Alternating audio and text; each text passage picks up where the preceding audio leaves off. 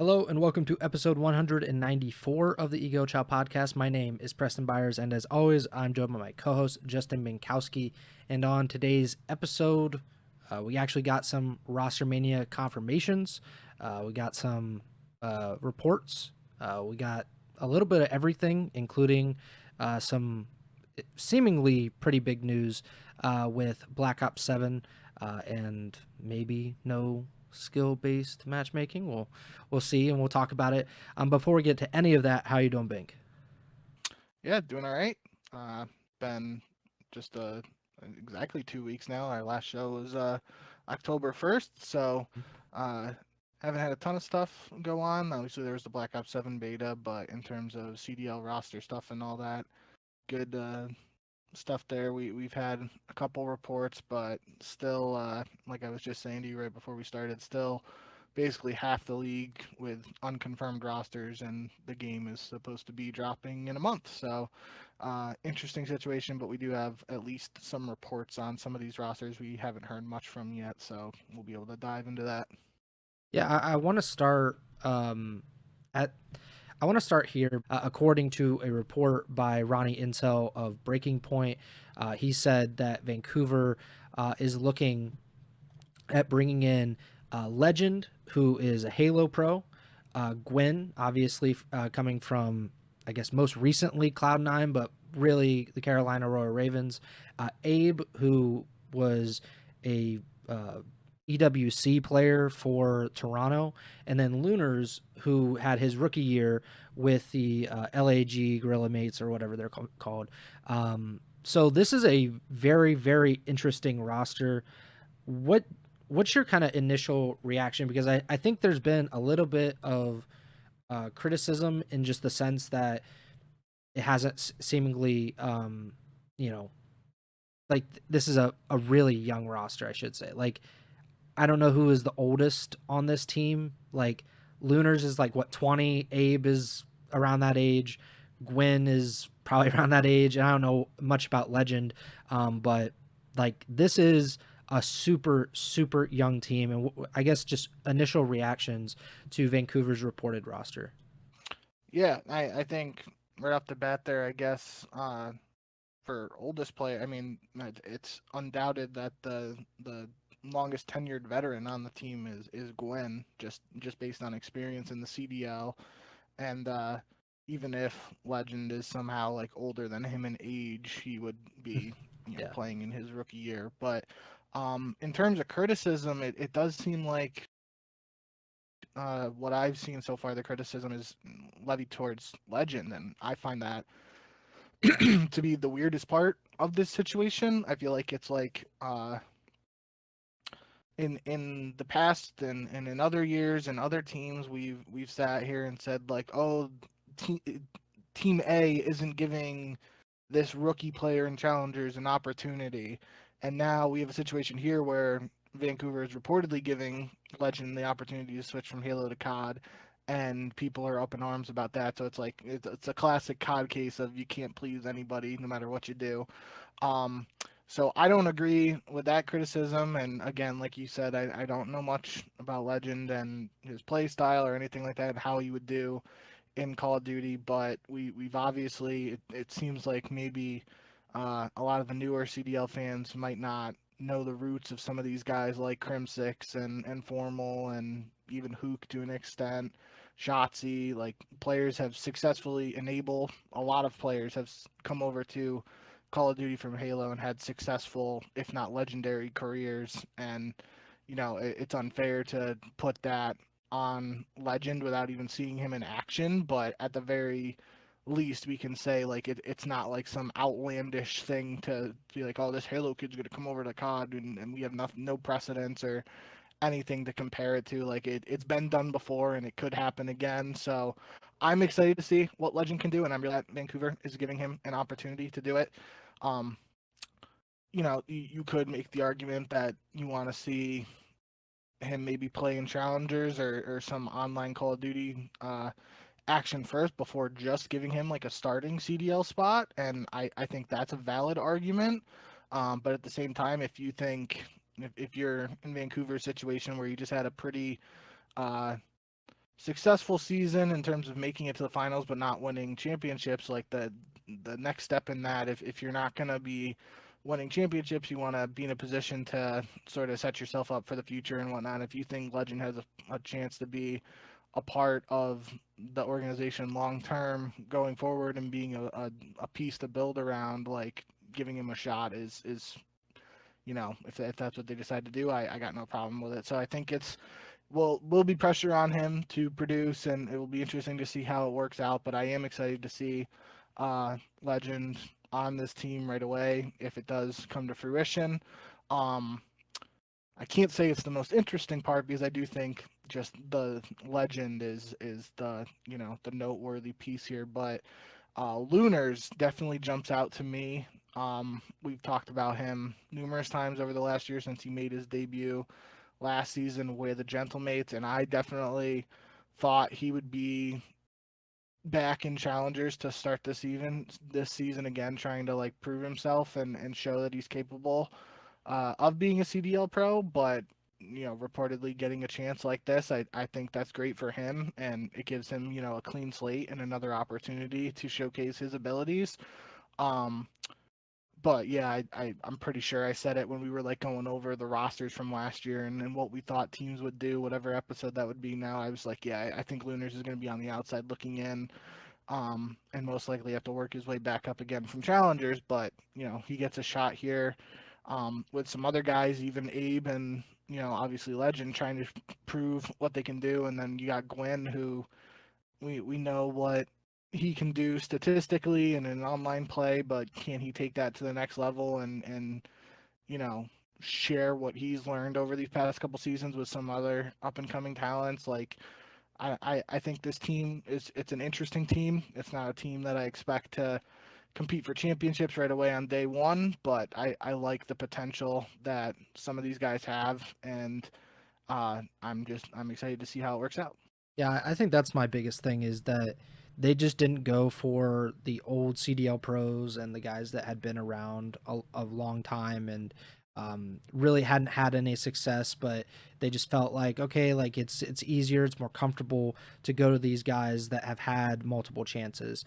With each of these players, they're coming off of their first CDL team, or Gwen technically his second, but really like he was on C9 for like a month, and was on Carolina for 2 years before that. Legends obviously coming in. Like I just think taking a swing, taking the risk is worth it for Vancouver. If they weren't able to keep their roster from this past season, which in a perfect world they would have been able to keep them, and they would have been able to try to compete with that roster going into the 2026 season. But when Atlanta FaZe and all these other organizations are kind of targeting those players, it just makes it incredibly difficult to retain them all. But this is, if you can't be if you can't get a proven competitive roster together, I think this is probably the second best thing. You're experimenting, you're seeing what there is with Legend. He's 22 years old, according to I think it was the Liquipedia page. He's on Optic Halo. They play Halo Worlds in like a week and a half, 2 weeks, and so after that, I guess then that's when he'll really start to focus on COD, because I believe there will be about a year off for all of the Halo pros, which, I mean, that's kind of an underrated thing that maybe the Halo guys aren't really thinking about too much right now, but we could see more of them jump over after Worlds ends and Black Ops 7 comes around and they start playing it. But the fact that he got a spot on a CDL team right away is really, really interesting. That is a sign of immense faith from Vancouver, a sign of faith from Atura, I'm sure. We'll see how it goes. There's no way to even remotely predict it accurately. We have no information. Like, even if he's this incredible Halo player, which he is, that means absolutely nothing in the context of this team, because we've never seen these players play together. Like, I don't think any combination of these players has ever been on a team with each other. So I to that extent, like, it's just kind of a crapshoot. It's a worthy crapshoot, and I very much applaud Vancouver for making this move. We'll see how it pays off.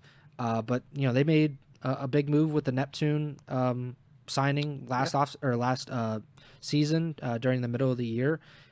We both thought like that was not going to be any kind of game changer, and they ended up being the second best team in the world by the end of the year. So, we don't know anything basically. I don't want to gloss over. I know we mentioned it very briefly too at the start, but just Atura, as far as I remember, this is his first CDL coaching opportunity since the Florida Mutineer days when I believe so, yeah. he was a part of that. It would have been the inaugural season, which also included Frosty on that team, making the transition from Halo to COD. So, it's interesting that there's that dynamic there of the pairing of Artura and Legend potentially, and it's just interesting in general that Artura is getting another opportunity. Obviously, that initial Florida Mutineers team had multiple iterations, but it was F3 Pharaoh, Skies, Awakening, Frosty, and Havoc, and at multiple, there was like Mox was on it. I think maybe Pristini was a different year in the mixing it. I don't know, but they won a couple of the online events once COVID hit. So Artura had some success and then was out of the CDL for a couple years. I think he was a part of that. The Arcides team, not at EWC last year, but so it would have been EWC 2024. I think Arturo was the coach of that squad, so he's been around, but not exactly in the CDL. So if this is if this report comes to fruition, it will be cool to see him back in the CDL and see what he's able to do with a second chance. I know we talk a lot about players getting a second chance, but here's a coach potentially getting a second opportunity. So another tidbit there. Yeah, he was Florida's coach for 2 years, the first 2 years of the CDL. And he also coached Neptune. Neptune came from Halo before he arrived in COD. So there is, I guess he has some kind of track record with that type of player. It might not, match up entirely with Legend, but it's impossible to tell at this point. But yeah, this past season, he was P7's head coach at the end of the year at EWC, which is Prolute, Standy, Brack, and Yuli, all former CDL players. Major Maniac was a part of that coaching staff. At Challengers Finals, he was Omit Brooklyn's coach, same roster and everything. So, I'm really excited for this team. I'm again, like, I can't express how happy I am that it's not just a retread roster that we don't have any kind of intrigue about. Like, we just know exactly how they're going to play and what's going to happen to them by the second major in the season. We don't know anything about this. On that note, if you're done here, I think that's a good segue to the C9 report. Yeah, so the C9, like we said with Omit, they were this incredible challengers team, and there were former CDL players. I don't want to say like this was just an all challengers, like all first time pros or whatever, but they had proven themselves as a team, as a full 4-man roster, and we had said multiple times, I believe, over the past few months, basically since the CDL season ended, that it would make a lot of sense for whatever team. It doesn't really matter. Like, but typically you would think of C9, Minnesota, Vancouver, LAG, these rosters that we weren't entirely sure if they were going to spend the money to kind of attract free agents, big name free agents to come to their team. It would make a lot of sense for those teams to target Omit as a foursome, as, hey, like, let's just bring your whole operation from there to here and let's see if it works out. Like, maybe we could just build the chemistry, year over year, month after month, and you guys can have success at the challengers level and at the CDL level. C9 saw that and was like, nah, we're good.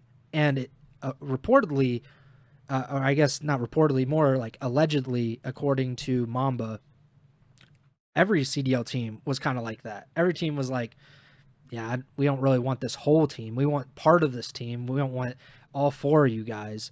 And so what that ended up being is C9 signing, reportedly, according to Ronnie Intel, the roster of Beans, Afro, Mac, and Vivid, with Arian as their head coach. Obviously, we talked about that, I believe, on the last episode. And then Marky B as an assistant coach, which is very interesting, I think. That being said, like, this roster is very uninspiring. One of the most uninspired rosters in a while in the CDL that I can remember, because, like, Afro performed very, very well in challengers this year. And I think this was more of a comeback year for him. And I think that's really encouraging. And I love to see guys get another chance if they're able to do something. But I believe that if Afro doesn't deliver on this chance, it is the last chance. And Vivid, there's just like no doubt about it in my mind that if he doesn't deliver in this chance, it's the last chance. Mac, he might get one more. Beans, this also might be his last chance. That's a super scary position to have in your roster. And they had the opportunity to go and bring in guys like Mamba and Craze as a part of that OMIT roster. They decided not to. And now they put together this team. And I'm not really convinced that this is going to last past, the major two qualifiers. What do you think about this reported C9 roster, Beans, Afro, Mac, and Vivid? Well, I'll pump the brake on the roster changes thing, and we'll circle back to that. But you kind of the two things that really jumped out to me for this report are Afro and Marky B. I'm really happy Afro is reportedly getting another opportunity in the CDL. It felt like that was a major talking point last year throughout his success in challengers, and then there was even that report of him getting a shot to play with Carolina for EWC this year, and then that fell through. So I'm happy for him that he's seemingly reportedly getting another opportunity in the CDL, especially with all the success he's had in challengers. He was always, touted as, a next up very high skill player, and he was on multiple iterations of London teams that didn't really work out, and then he was on Minnesota, I believe, and that roster didn't really work out either. So, well, it'll be interesting to see if he's able to make the most of this opportunity. So happy for Afro reportedly getting a shot, and then Marky B. I think that's a good just business decision for the organization, especially with all of the I don't think there's necessarily been a ton of criticism or anything around Arian being named head coach, but we brought it up last time, like when there was the LAG situation with VOs or whatever a couple years ago, where like they gave this guy a chance and people like Enable were questioning him and stuff. You kind of avoid that in this situation when you have someone like Marky B joining the coaching staff. It's like, okay, you got somebody who's been established in the COD scene for a long time that's gonna be involved in this team. So I think that's just a really smart move. But yeah, outside of that, like I agree with your assessment that this is just that for the Vancouver team that I am really excited to watch play. This team, I'm just not at all excited. I think I've definitely sung Vivid and Max praises over the years. Vivid probably more so, just because I've always appreciated his play style and willingness to do the dirty work and his ability in S&D. And even last season, we meant like Carolina was just seemingly went off the rails after they decided to make a roster move to replace him. So he definitely showed his worth, and then building his way back up with that OMIT roster. I just think it's nothing against Vivid and Mac, but a lot of people who wanted to see that OMIT roster, it was most likely probably more so they wanted to see Mamba and Craze get an opportunity than Vivid and Mac. And I do think it would have been interesting to just see that foursome get an opportunity to work together, because obviously it worked in a small sample size last year, but now you're basically just taking the vets from that squad and plugging them inside a roster without that like exciting up and coming talent. And that's nothing against Afro and Beans, but to an extent, we kind of know what to expect from Afro and Beans, and Mamba and Craze. We just don't. Like, they are the unknown entities, and they could be, superstar potential, or they could, be nothing. But it's just that uncertainty is like the X factor that's missing from this reported C9 roster. Um, I do think at the end of the day, though, it makes sense that this is the sort of roster Yeah. that C9's reportedly going for after we heard the rumblings or rumors that they might have the lowest budget in CDL history. And that is what, coming full circle with what you were saying at the end of your last spiel. That has me concerned about any potential quick trigger roster moves being made for this squad. If C9's already in a position where they seemingly don't want to spend a lot of money on the CDL this year, is this a situation where this team could struggle and they just stick with this squad and ride it out, so they're not paying for another player? Like, how will that impact any potential roster moves? I don't know the answer to that, but that's certainly something in the back of my mind that's sticking out. I do think, though, that this could be a squad that surprises early in the season, sort of like Carolina last year. Like, this is a squad that people are going to have low expectations for, and if they learn the game very quickly and get in a position where they can build some nice CDL points early on, that could bode well for the squad. But end of the day, I'm along the same train of thought as you. I'm just not super thrilled with this roster, but based on everything we've heard this offseason about the reported budget and everything, it does make sense. Yeah. They also, with not taking the entire Omit roster, they deprived us of having Juju the Don be an assistant coach for C9 this year because he was an assistant for Omit this past season. So it just keeps getting worse, I guess. I don't know if you've seen that Family Guy episode or the clip where Peter's offered the boat or he's offered a box, and Yeah. he's like, a boat is a boat, but a box, anything can be in the box, even a boat. And I feel like that's kind of like, the worst outcome here is like, you like, what is the upside? Like, what is the highest potential of this roster? Like 7th, 6th, and like, so, you go for the comfort picks with Afro and Beans. Even though I would say that like Afro is more like uncomfortable just because he is coming from challengers as well. But like these guys that have been in the CDL, that have been established, but they haven't established themselves to be superstar players by any means.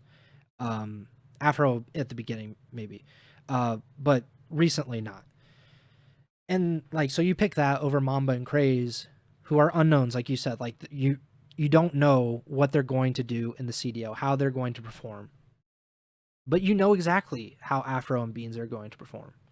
Like, it would be stunning if this team is any higher than 6th place, like past like Major 1. Like, they might have like Major 1 qualifier is always real weird. Like, just the first matches, the records can look weird.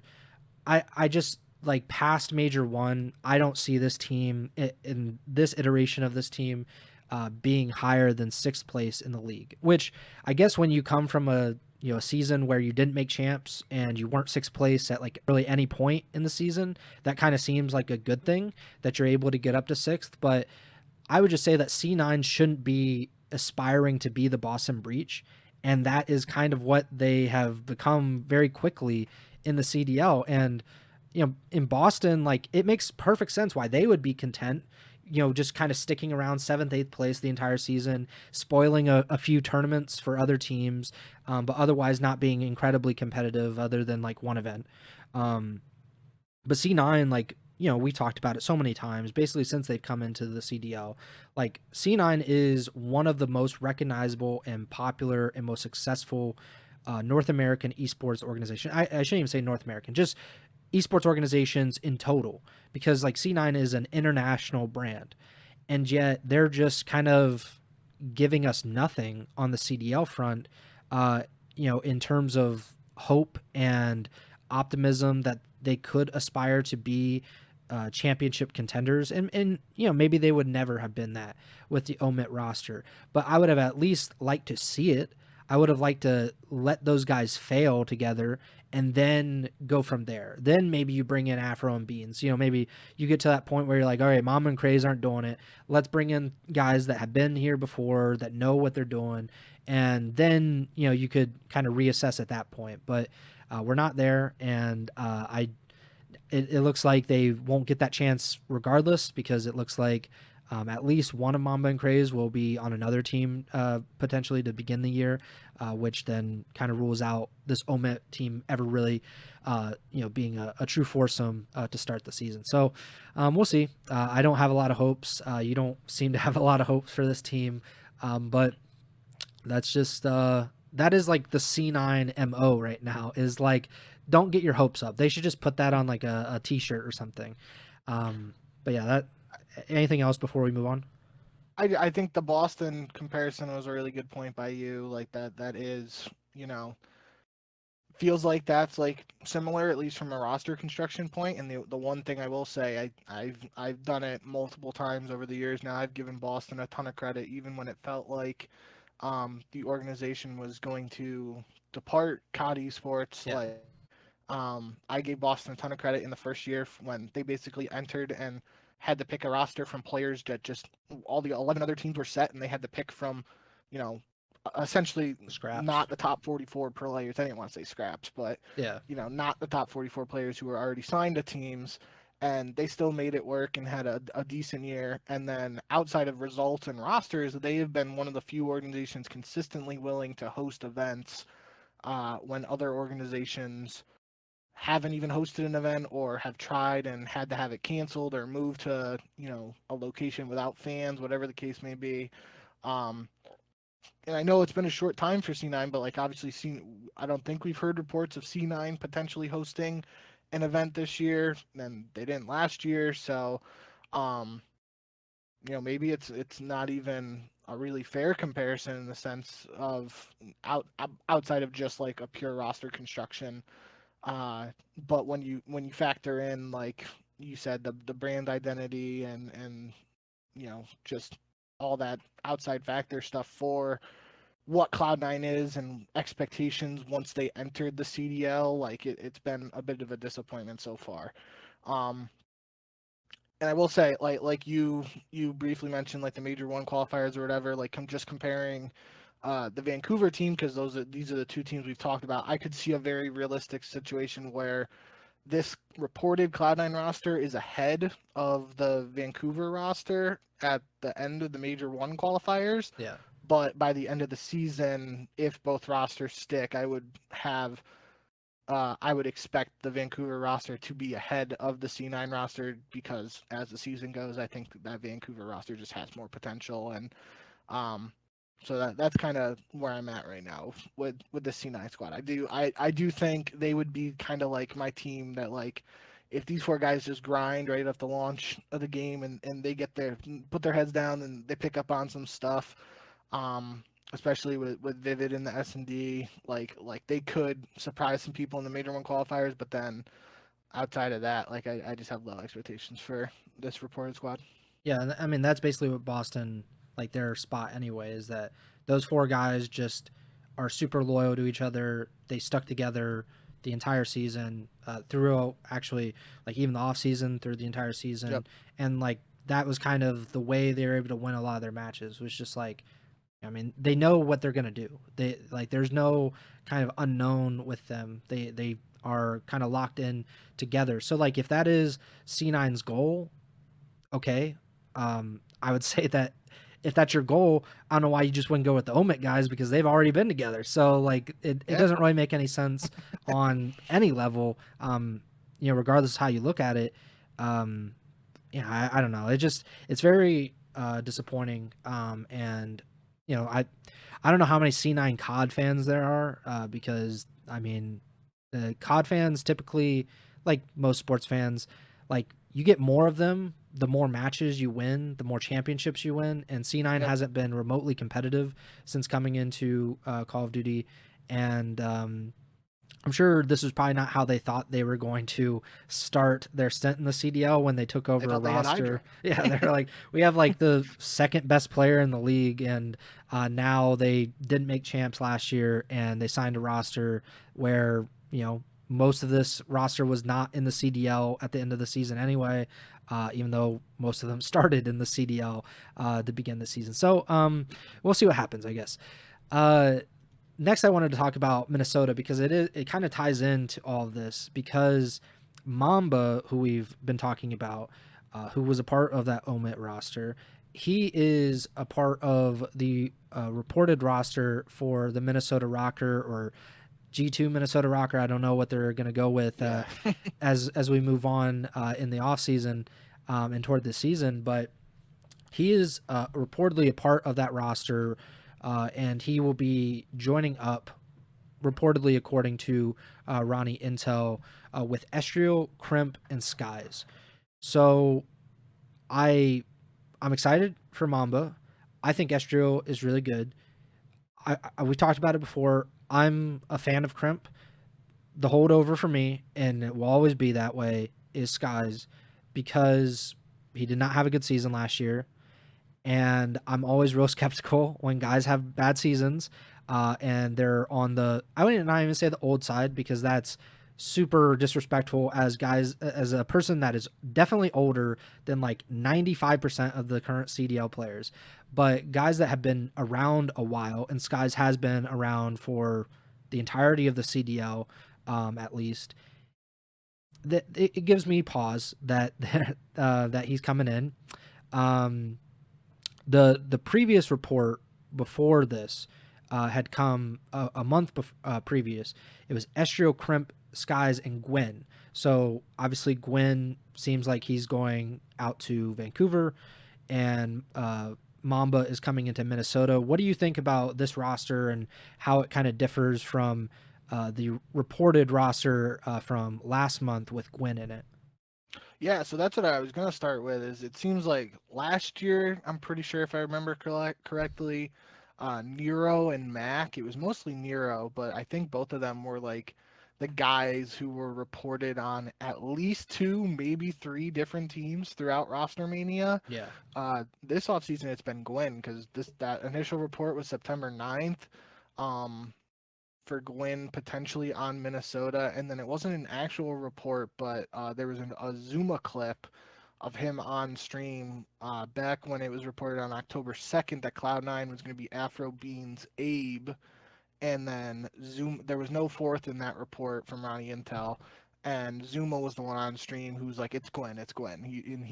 He was seemingly leaking it. So Gwen has been associated with at least three CDL teams reportedly this offseason, so I did find that interesting. But I do think, yeah, my thoughts on this reported Minnesota roster is I'm definitely excited to see what Mamba can do, and happy he's getting an opportunity, even if it's not with that, previous stack and all that stuff we've already talked about. Same mindset as you. I'm glad they're keeping Estriel. That was the conversation that we brought up in episodes many months ago now, is that core they had of Geo, Nero, and Estriel from last year. It felt like they were going to keep at least one of them because they all popped off at different moments throughout the season and had the potential to be guys they could build around. And I like that they kept Estriel. Yeah.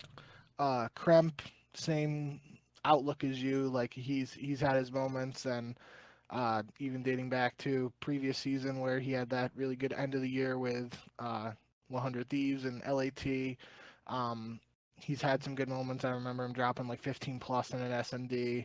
I believe it was on Karachi. I don't know why I remember that, but I know he has some good potential there, so I like him. And it's just Skies is the big question mark, and I think it's Skies has done a lot in the CDL, world champion, won multiple titles. It's just the last year, it's kind of ironically it's the Kenny situation. Just last year, Kenny's performance left a sour taste in a lot of people's mouths, and it's really I don't want to say it's no fault of his own, but Skies was joining a team that was on a historic losing streak, and it was just not a great situation from the outside looking in. And we hear after the fact, like Kenny talking about like PC issues, and then Skies uses that same PC and is also underperforming statistically. I'm not going to jump in that, conspiracy theory, but it is a weird coincidence if nothing else. So I am happy because it would have sucked just point blank if Skies like retired or didn't get another opportunity after this last season. I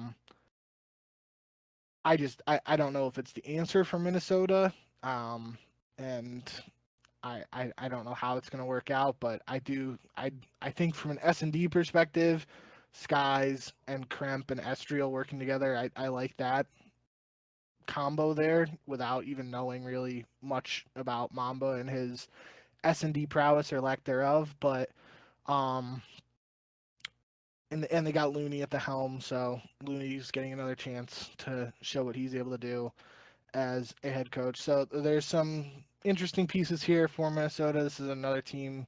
I'm definitely more excited about this Minnesota squad than the reported C9 roster, but it's a team, again, I don't picture them winning a championship right away or at any point this season, but they, maybe they can, they're another squad that'll have low expectations and then prove some people wrong. Who knows? Yeah, there's kind of like I do have a little bit of a double standard because C9 and Minnesota, like these iterations might be right around the same spot in the standings, and I'm gonna be way more lenient. I'm already telling you, I'm gonna be way more lenient on Minnesota than I'm gonna be on C9, because Mamba, first time CDL player, Estriel and Kremp, they've been in the CDL like 3 years now, maybe. And I'm not going to be super lenient on Skies because he's been around forever and he's had a lot of success. And we've seen him at his absolute best. So when you see any player, not just Skies, I don't want to just single him out, but any player and they're not at their best anymore, you're always going to be like, oh, you remember 2022, the good old days. And that's probably going to be the case here. I also think that this is just Minnesota is very, and we'll talk about Toronto in just a minute, but like these two teams to me it's really indicative that the CDL has an AR shortage, and like these guys, like Skies, is very like if they could find someone that was like super promising at AR, they probably would bring in someone like that, but there's just not that guy, I don't think, right now, like at least from what I know, or that isn't already on another roster, which is the biggest issue here. And so they go with Skies, but like you said, he's the question mark, and like Mamba is too, but like he's more of an optimistic question mark, and Skies is like okay, we'll see what happens here. And I don't know, I just have some worries about it, but he can always prove me wrong, and maybe it was just the fit that he was like both with LAG and Optic last year, because we saw with LAG before, or with Skies and without Skies, they were just a bad team, and I don't know how much of that can be blamed on him. Same with Optic, like they were horrible before he got there, they were horrible with him, even though they did win like a few matches, but again, like it's very difficult to say like that is on him when they have like former world champions also on that roster that just weren't performing up to standard and the team wasn't. So yeah, we'll see what happens with Minnesota, and if they're able to kind of figure things out as the season goes along. Like I said with Toronto though, like I wanted to lump them in here just because I think that 3/4 of this roster is like absolute dynamite. Like three three of the best players at their respective positions are on this team, and then our boy Insight is also on this team. And like, that's no disrespect, but like, he did not have a good season last year. He had a horrific champs last year, which is not what you want. Toronto, I should just say the roster, they officially announced it on October 8th, so last Wednesday.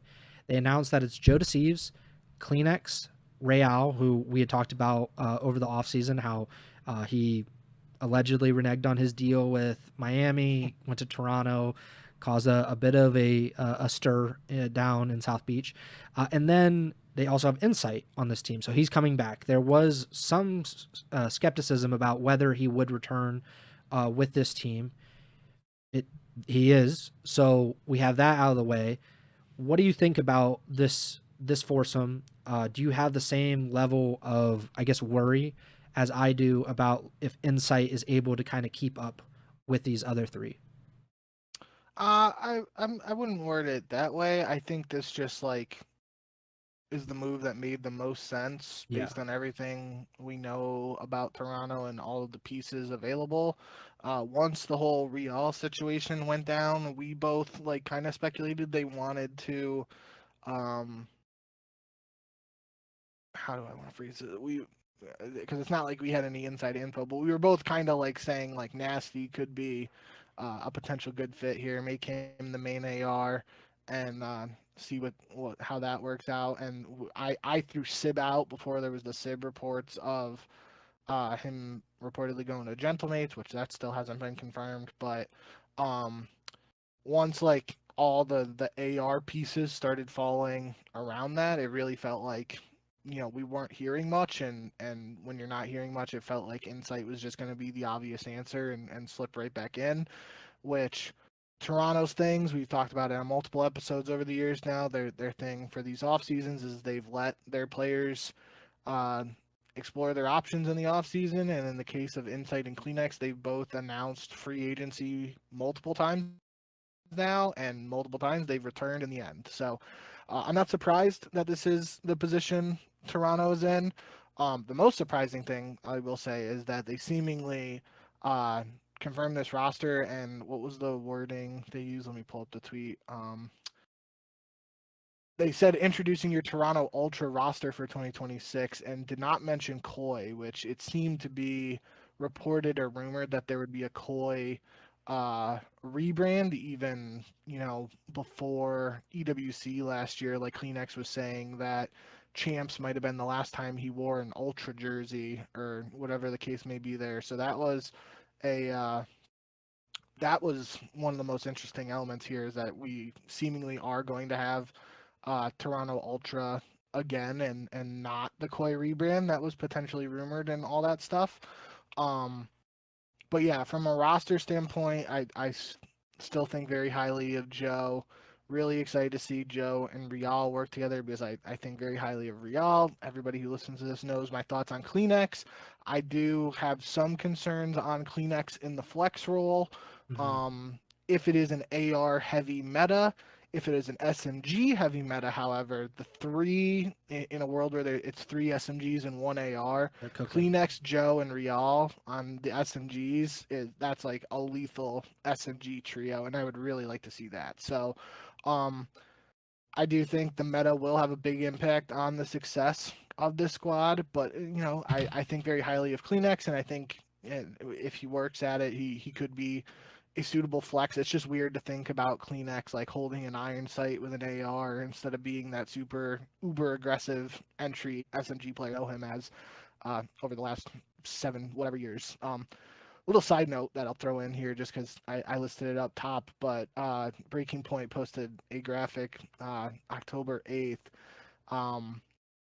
So that would have been after this was confirmed, but Simp and Kleenex are the only two players who have been with the same CDL organization for the entire duration of the CDL. Obviously, Atlanta FaZe has rebranded to FaZe Vegas now, but still FaZe.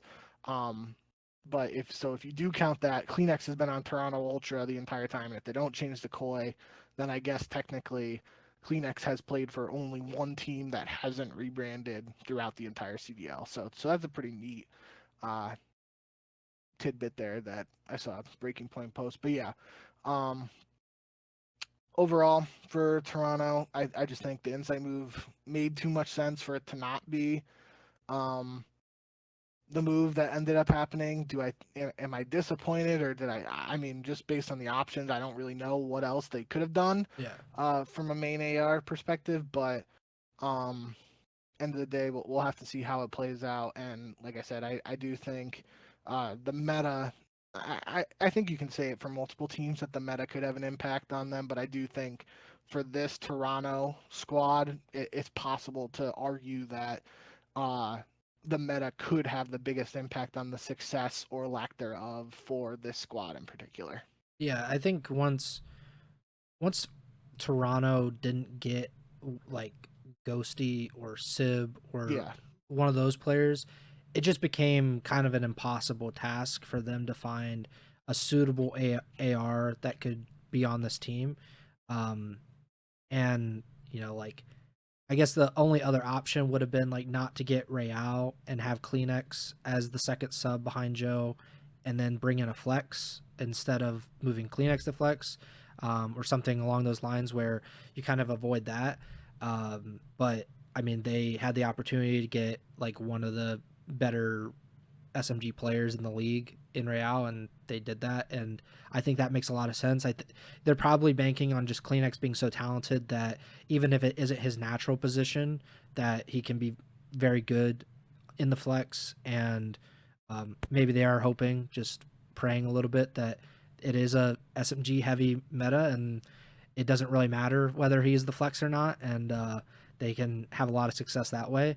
But yeah, I think really it just came down to like and same thing with Minnesota. There just aren't very many ARs just floating around in the CDL.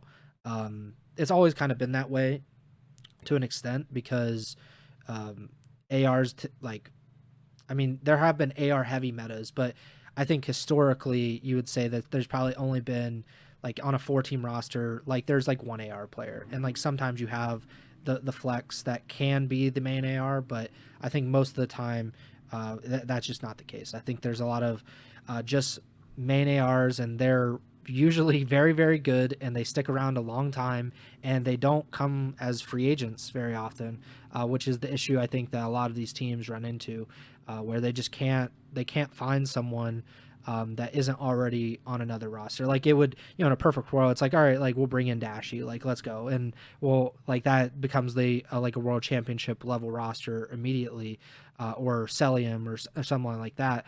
But those guys, as is reported, with Vegas' salary for Cell, like like it.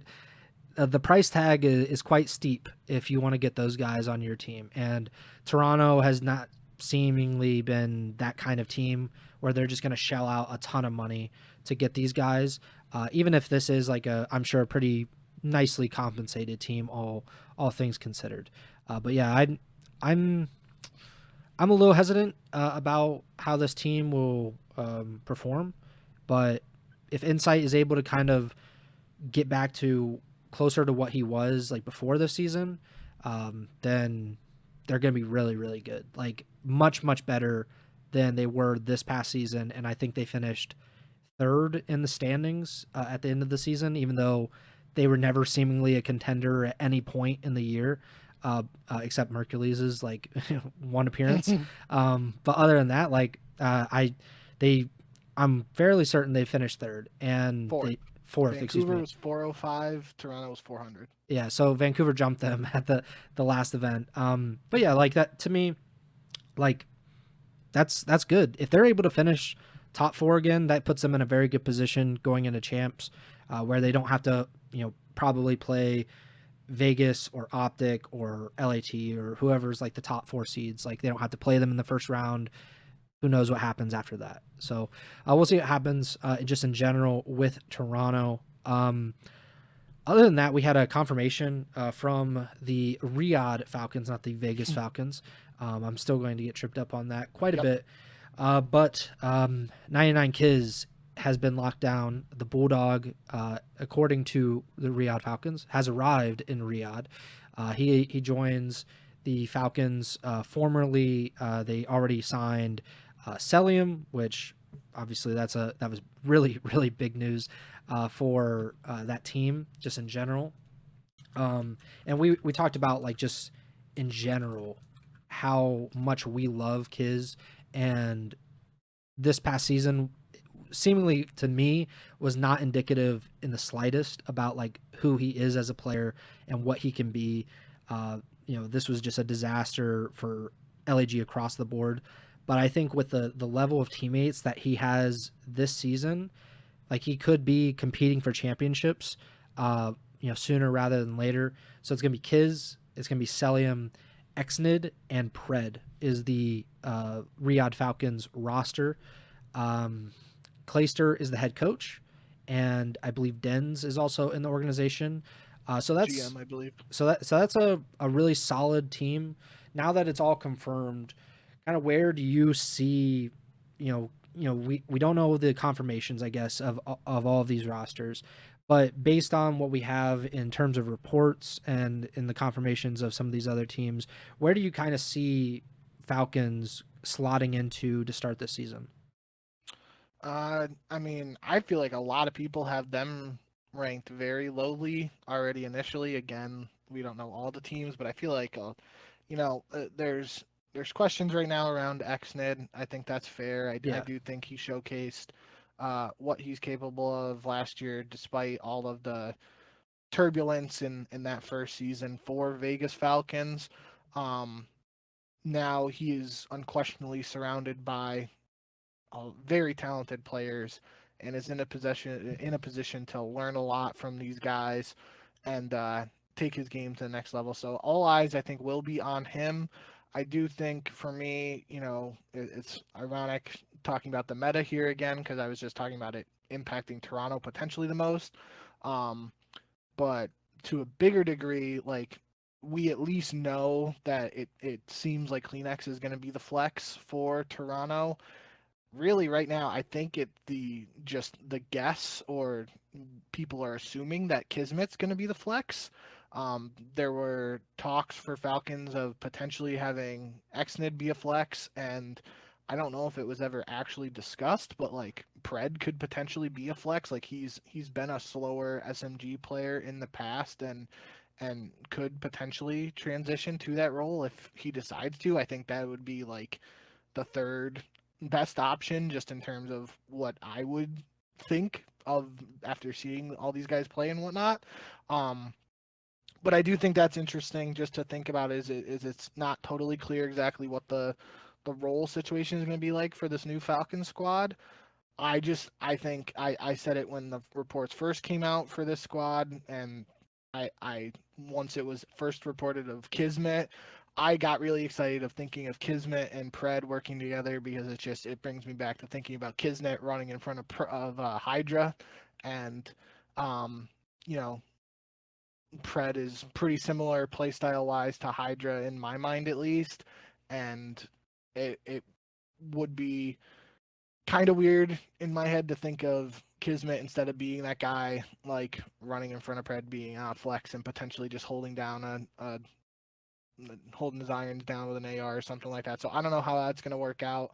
But those are the two biggest elements that I think will be looked at in terms of the success of the squad. Also, just in terms of how Celium plays with a new set of teammates for the first time and how Celium and Pred work together, because they are both two players who habitually are at the top of KD leaderboards and just kill stats for the CDL. So will their playstyles mesh together is another question you could ask of the squad. The talent's there, especially with KiSMET in tow. I don't know how it's going to work out, and I feel like that's the thought in the community right now is a little lower on the squad than potentially it should be. So I don't know. It will be interesting to see how it works out. I am excited. Like just thinking of Celium and Pred on the map, like potentially both dropping 40 together, and then KiSMET could have a game where he's like 10 and 20, but he just sits in the hill for 3 minutes, and Falcons win 250 to 150, something like that. So, um, yeah, I don't know how it's gonna work out, but I do think I am probably a little higher on this squad than what I've seen other reactions in the community. I feel like a lot of people have just written this squad off without even seeing them work. And I think there is some ways you could justify it, but I mean, you got 3 world champions on it, in Pred, Celium, and KiSMET. So I think it is a little premature for anybody who's just like, nah, this team sucks and they're wasting money, yada yada. Like I'm definitely not in that camp, but we'll have to see how it all plays out. Yeah, I'm not in that camp either. I don't believe in Exnid. I don't think like he's um, nearly up to the level of these other three, but it might not matter all that much, just because the other three are ridiculously good, and if they're able to gel, like they're going to be a really tough team. Like regardless of how Kisnet or not, yeah, Kismet, but Exnid does, I think like if those other three are able to kind of work together and get it down, man, they're gonna be really really tough, and they just have so much more talent than just some of these other teams. Like even if it's not, um, you know, like even if they haven't really played with each other or anything like that, I just think with how good, Pred, I we didn't really get to see it last year, because he was gone for part of the season. Then he came back and was on Optic, and that was just kind of a mess. And the Vegas roster, just in general, at the end of the year last season was a mess. But we've already know what Celium is. KiSMET, I think that was more. Maybe I'm being optimistic. Maybe we're both being optimistic about it, and it really was kind of a sign of like some kind of fall off or whatever with LAG last year. But I'm gonna at least give it another year before I get to that conclusion. So I still think that he's really really good, and so like those three together, that's a really tough roster. Even if I don't believe in the fourth at all, but I guess we'll end up and see what happens with Vegas. Real quick, the rumored schedule for the CDL this season, according to Breaking Point, they put up a little graphic almost 2 weeks ago now, but the current 2026 CDL land schedule: Major 1 Toronto, Major 2 Birmingham, Major 3 Unknown, Major 4 Paris, Champs in Las Vegas, and then EWC in Riyadh. So that would mean that only one of the 6 events that the CDL is reportedly going to have this coming year would be in America. That would be pretty interesting. I don't know the last time, if that has ever happened, where like that many international events have like been on the calendar. Even like pre CDL, like we'd still have a ton of like US based events. So I would imagine that Major 3 regardless will be a US based event, but there's the possibility that it could be Madrid because like they hosted a tournament there last year, or Barcelona because I think they were originally going to go to Barcelona and then it got moved to Madrid. Either way, like I think Spain is probably a pretty likely option, maybe not the likeliest. Other than that, probably Texas would seem pretty likely. Miami would potentially happen. I mean, it just seems ridiculous that we've gone so long without Los Angeles majors, considering it's like the second biggest city in the country. But I don't see that happening. So it's probably down to like Texas, Miami, maybe Chicago. But what do you think of this proposed schedule or this reported schedule? Yeah, if those other events are like as close to locked in as, you know, to a point where they're being reported, I feel like Major 3 absolutely has to be a US event because I just don't see any world where the only US event for an entire year is Champs in Vegas. Um, CDL surprised you and I multiple times on multiple different occasions and subjects. But I would be extremely surprised if Champs was the only US based. It would be like a complete departure from going all these years of not having a European event to basically going in the complete opposite direction of having tons of European events and no U.S. events, which not fair to say European because there's Toronto on there, so that's an NA event, quote unquote. But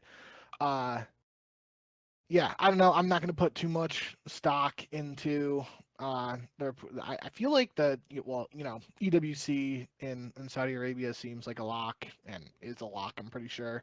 The Champs in Vegas, that was like reported alongside the Phase rebrand, so I feel like that's like maybe not a lock, and they, regularly the CDL doesn't like to announce champs very early. They usually save that a little later in the season. Yeah. Last year was weird though, because last year they saved either Major 3 or Major 4, but they did champs right in the initial.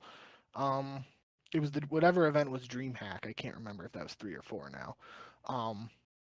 But they like saved announcing that one, but they announced champs in Canada last year, like early on with the initial announcement. So maybe they're switching things up there, but yeah, I'm not gonna go too crazy on this. If this is what happens, it is what it is. But I will say I would just be very surprised if there's only one U.S. event in 2026. I would also be surprised. I wouldn't hate it, just because, well, one, I don't go to these events, so yeah, I mean, yeah. But just from a perspective of like, it'd be cool if it was Madrid or Barcelona, because then you hit Heretics gets their home base, then Paris Gentlemates gets their home base, Birmingham, I don't know, like half the league gets their home base, I don't know. Toronto, obviously the Ultra, Riyadh at the end of the year, Falcons gets it. FaZe will get Vegas, even though technically they'll get Vegas. Optic really gets Vegas, and Major 3, like it'd be nice to have a US based one, but I think if it was something like all these international events and then Vegas at the end of the season, I think that could build up a lot of anticipation for the Americans that are like, all right, like, I could go to the Optic Major, I could go to the Miami Major, I could go to the North Carolina Major, blah, blah, blah. But like when you only have one opportunity, or you spend money to, Toronto's obviously the cheapest one, but like, you probably have to go across the pond to get to any of these other events. It's a lot more money. Be like, I'm just going to save up my money and I'm going to go to Vegas. I'm going to lose all my money while I'm in Vegas. I'm going to watch the Boston Breach win champs, and then I'm going to go home. That's probably how I would do it. But it doesn't, like you said, it's a complete departure from what the CDL has proven itself to be, which is entirely American focused in Toronto. And that's about it.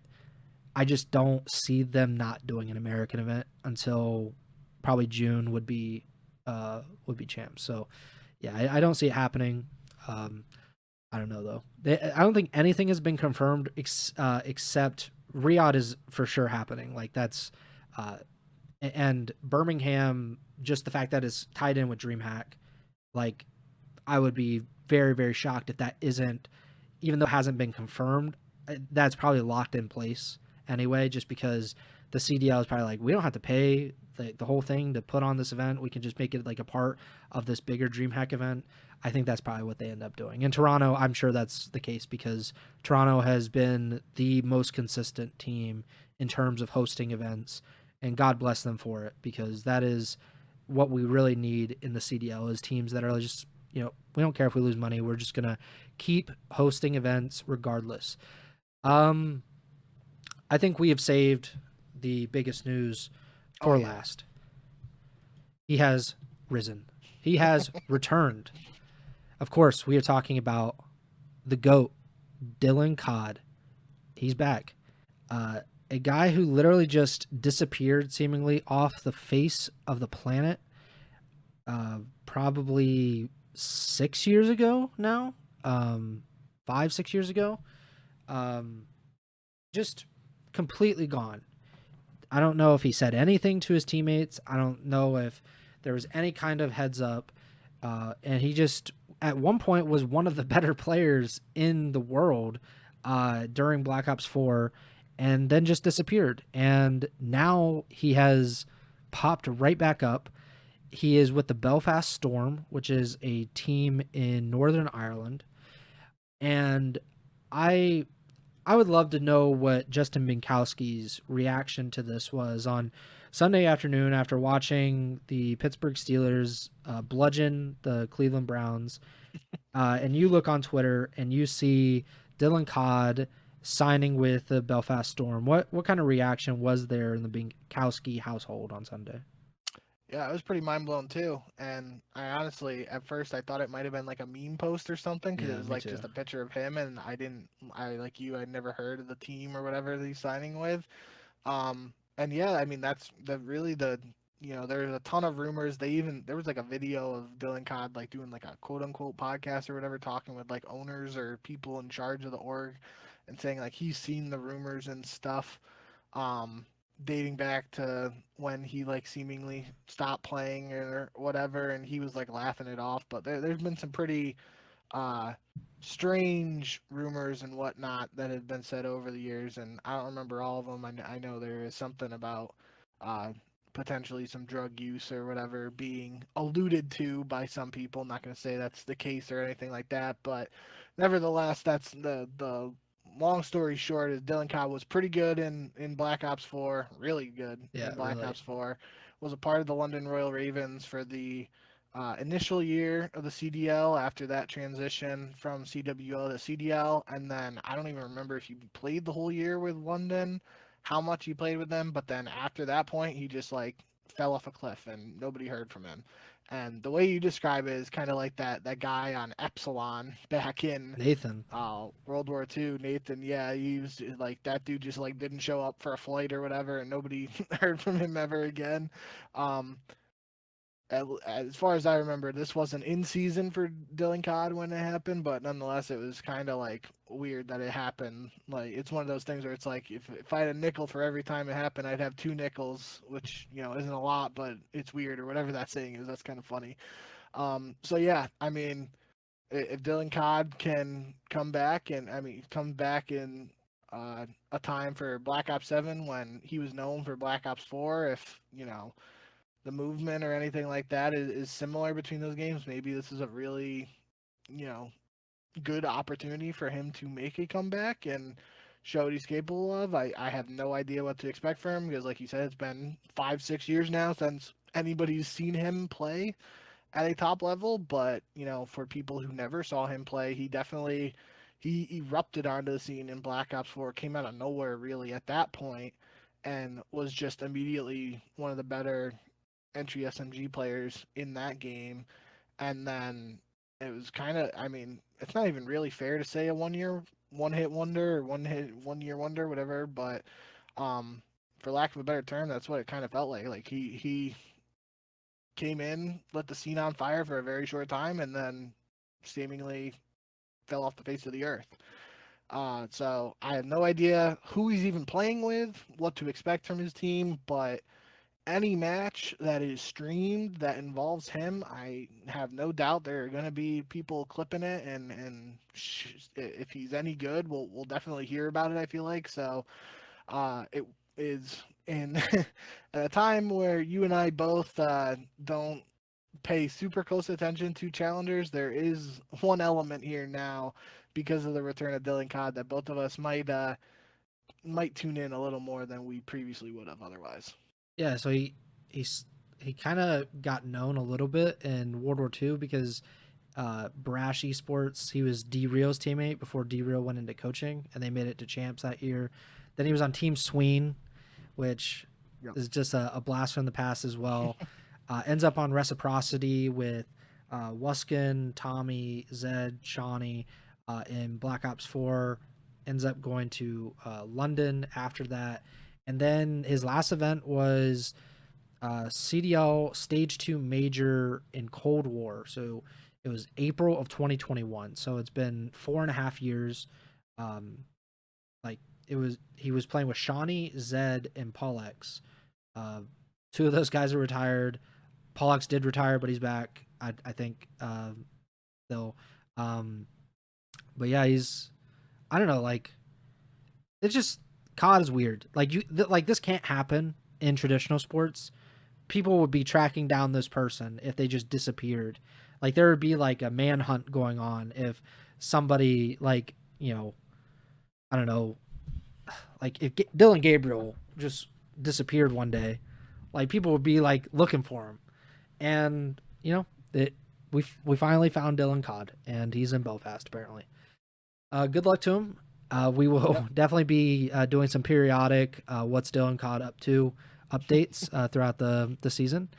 And the last thing is Black Ops 7. Obviously we're kind of running short on time, so I'll just say like the biggest news here.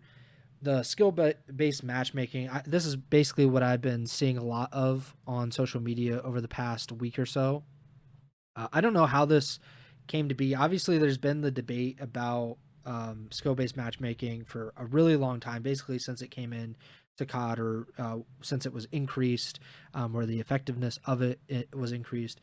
But I don't know what sparked this most recent flurry of tweets, even before they talked about it. But apparently, their Treyarch is.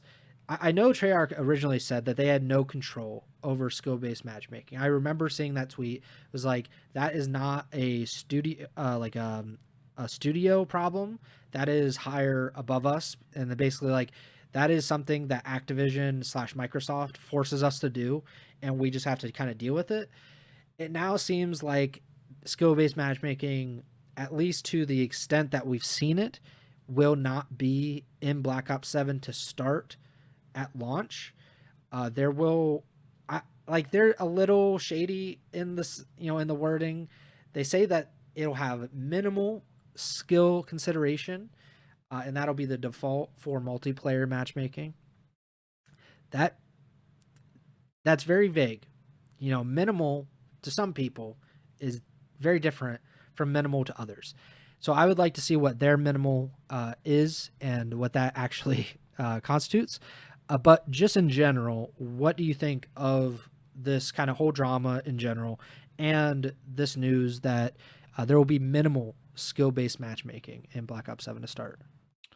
Yeah, the biggest thing that I've been seeing surrounding this is a lot of people are speculating that it's pressure put on by the looming release of Battlefield 6, which now at this point has been released, I believe, or is like out in early access or whatever. I know I've seen people streaming it. I haven't watched it, but I'm pretty sure it's like officially released at this point. But at the time when they made the change during the beta to do this like minimal SBMM or whatever, like that's what I was seeing. A lot of people is like, oh, I wish Battlefield would come out with a game every year if it's going to cause the COD devs to make changes that people have been asking for years. So I was telling you before we went live, I couldn't find the clip, but I knew I saw one of Havoc playing in the beta with someone on his team that just looked like they had absolutely no idea what they were doing, looking up in the sky, not even shooting their gun or whatever. And Havoc was like, no, we need SBMM back. And obviously that's one extreme example in the other direction, but it will be interesting to see exactly like you said, like what minimal means in this sense, how much of an impact it has, and all that good stuff. But yeah, I think it is definitely very ironic that this is like one of those long requested changes and it's finally coming out at a time where people are like, from the outside looking in, seemingly a little fed up with Call of Duty, and people always like to talk trash when other stuff. I saw there was some trailer for COD or whatever, and people were saying like, "Oh, I'm gonna pre-order Battlefield because this trailer looks like trash or whatever," and obviously that's not 100% the truth. It's people exaggerating, but the timing of it, whether it is intentional or not, on the COD devs front, nobody can deny the timing and when this is actually happening is a little sus, and at the very least. Yeah, I'd also just say I don't know why why now? Like I know with Battlefield 6 there is like some hype. Battlefield is Battlefield. Like I'm just gonna be like completely honest. There's a like it is a good first few weeks game like Call of Duty. It very is pretty much for the entirety of its existence really struggled to keep people past those first few weeks because they offer a lot of features to start in Battlefield, and then like people get used to it and it's like, yeah, I'm ready to move on. And maybe that's just the case with every game nowadays because people's attention spans are shorter than they used to be.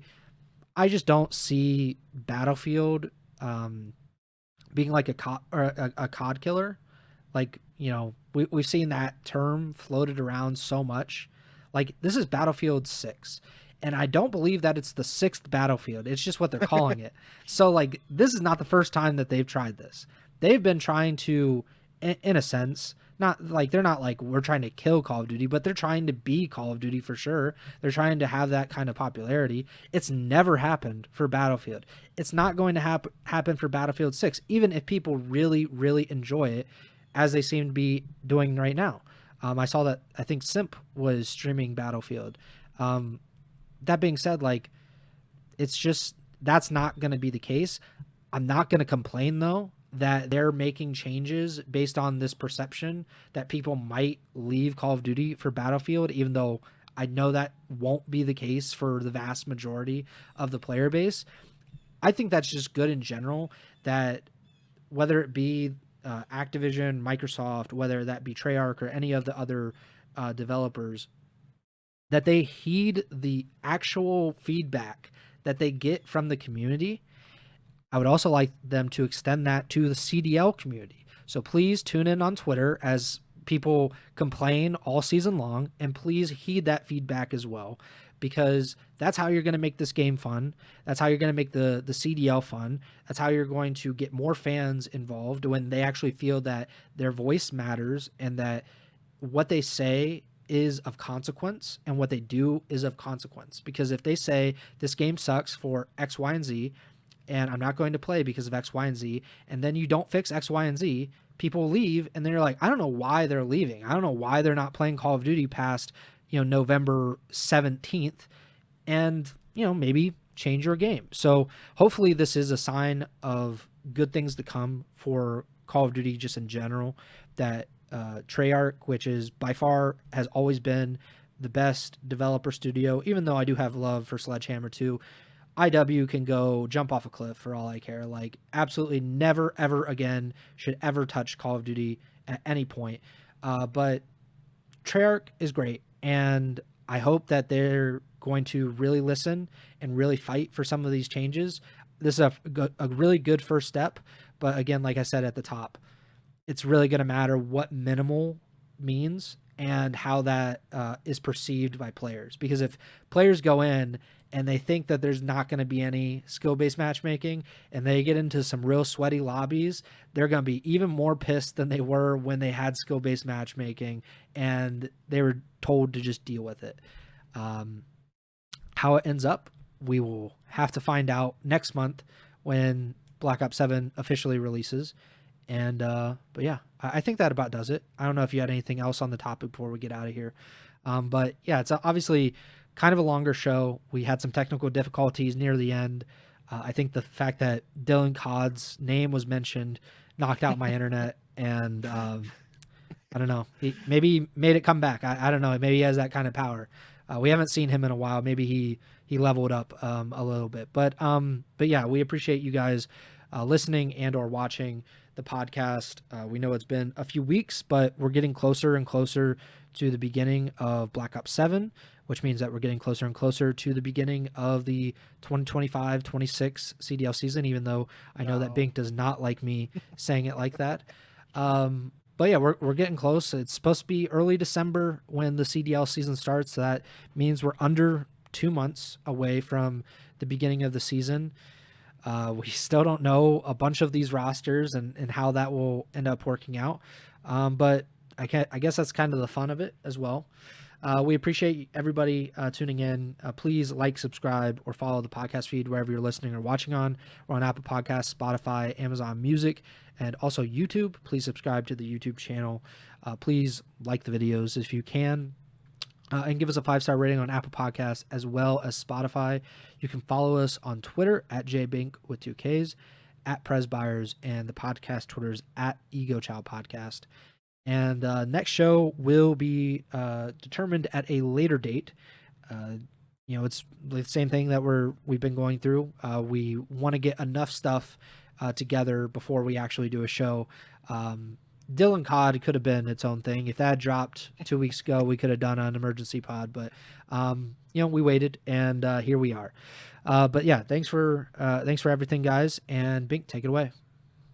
Yep, appreciate all you guys. Thanks for all the support and all that good stuff. Like Preston said, pretty TBD right now, still the schedule until we get into the nitty gritty once the season starts and all that good stuff. But yeah, hope you guys enjoyed today's show. Stick with us, all that good stuff, and we'll see you back here whenever we do go live again. So until then, remember to send the chow.